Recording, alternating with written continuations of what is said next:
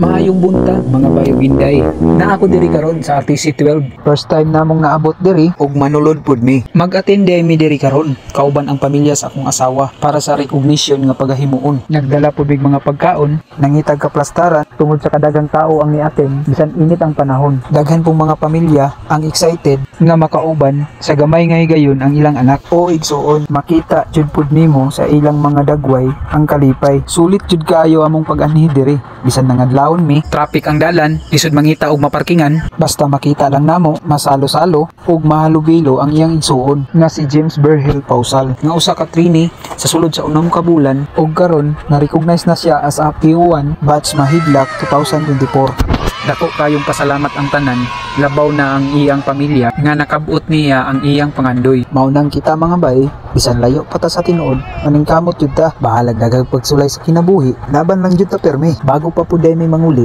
mag-picture sa migtaman ani kadali. Congrats di ay sir. Ug sa imong mga kauban, diri lang ta kutob. Daghang salamat sa pagtan-aw.